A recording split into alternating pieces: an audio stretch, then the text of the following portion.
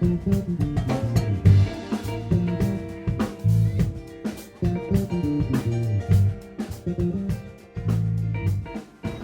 piste du Stade Henri Lux pour cette nouvelle rencontre avec Gilles Artigues. Il est question de sport. Gilles, alors que nous sommes à 2 pas de Geoffroy Guichard et que 2013 marque la victoire de l'AS Saint-Étienne en Coupe de la Ligue, y a-t-il de la place dans notre ville pour un autre club professionnel autre que le football ? Ah bien évidemment Laurent, cette victoire en Coupe de la Ligue en 2013 restera dans toutes les mémoires, d'autant plus qu'elle a été obtenue par une équipe très généreuse, une équipe qui a beaucoup travaillé. Je crois que c'était bien en lien avec l'esprit de Saint-Étienne.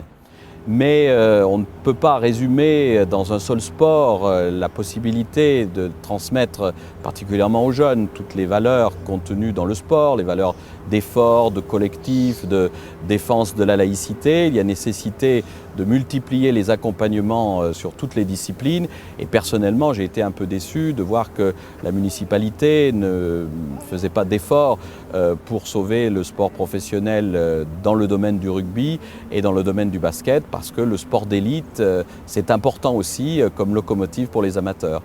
À l'heure où l'on parle de marketing territorial, le sport doit-il, selon vous, véhiculer l'image d'une ville ? Sans aucun doute. Je crois que Saint-Étienne a cet atout-là, avec le design que nous avons évoqué précédemment. Lorsqu'un cadre cherche un point de chute, s'il pouvait se dire « tiens, je viens à Saint-Étienne parce qu'ils sont au top au niveau du sport », je crois que ce serait vraiment un plus pour nous-mêmes. Alors pour cela, il faut qu'on considère aussi les aspects économiques du sport, le côté créateur d'emplois qui est important. On peut se reposer peut-être davantage sur le pôle de compétitivité sport Altec. Et puis il y a à remettre à niveau un certain nombre de nos équipements. Il y a des demandes qui sont exprimées au niveau cyclisme, au niveau athlétisme. Nous avons aussi une nature qui est assez exceptionnelle dans notre ville de Saint-Étienne. Il faut, je pense, aussi travailler sur l'événementiel qui peut être un bon vecteur d'image pour Saint-Étienne. Dans ce domaine, j'ai regretté que pendant le mandat qui s'achève, nous n'ayons pas pu avoir une étape du Tour de France, particulièrement cette année où nous fêtons le 100e anniversaire de la Grande Boucle dans une ville qui était la capitale du cycle. Et puis il y a vraiment l'Euro 2016 qu'il ne faudra pas rater. Je suis un peu inquiet parce que pour avoir vécu l'organisation du Mondial 98, je sais qu'il faut bien s'y prendre 3 années à l'avance et j'ai l'impression que la municipalité prend du retard pour mobiliser le monde associatif, le monde économique, car il est important que cet événement qui va braquer tous les projecteurs du monde entier sur notre ville soit une réussite. On en attend en particulier de nombreuses retombées. Dans une ville de près de 200 000 habitants et plus largement au niveau de l'agglomération, comment concilier sport-loisirs et sport de haut niveau ? D'abord, je crois qu'il ne faut pas opposer les deux. Les uns ont incontestablement besoin des autres. Je pense qu'il est nécessaire de travailler aux questions de gouvernance. Moi, je verrais assez bien que le sport d'élite puisse être géré par l'agglomération. Peut-être que les disciplines qui ont un caractère professionnel pourraient se retrouver dans un club omnisport. Et puis tout ce qui concerne davantage la proximité devrait être plus géré, je pense, à l'échelle des communes. Selon vous, le sport est-il un enjeu de santé publique ? Comment pratiquer tout au long de la vie et par le plus grand nombre ? Je crois que c'est une évidence que quand on pratique une activité sportive, quand on a une bonne hygiène de vie, on est en meilleure santé.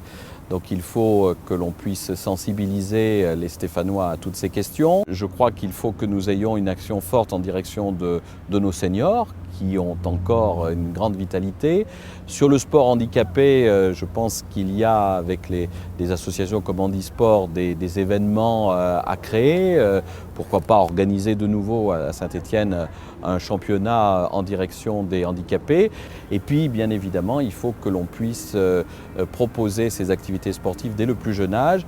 Et je crois que la prochaine réforme des rythmes scolaires qui sera mise en place prochainement à la rentrée 2014 nous en donne, je pense, une opportunité. Il faudra que sur ce temps scolaire, périscolaire, on puisse permettre aux jeunes de découvrir des sports à travers une initiation forte pour que ce qu'ils verront en classe leur donne envie de poursuivre par la suite dans des clubs par exemple.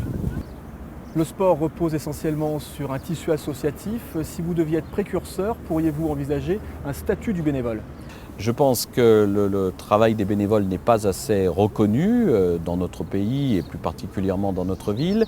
Quand on fait le calcul des heures passées bénévolement, on se dit que ce serait impossible de proposer le même service s'il fallait que ce soit des professionnels qui accomplissent ces actions.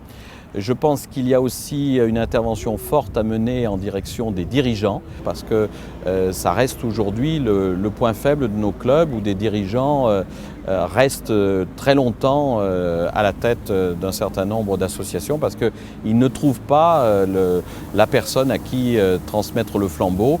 Donc à travers des financements de formation, nous pourrions donc contribuer à ce soutien à apporter aux dirigeants et puis de manière générale, je crois qu'il faut à travers le sport, les élus, le maire en première ligne bien évidemment, soit sur le terrain, accompagnent les clubs, peut-être créent des instances de concertation un petit peu plus fortes pour redonner à cette ville l'envie de faire du sport et puis à travers les disciplines sportives, cette fierté d'être stéphanois que beaucoup malheureusement ont perdu.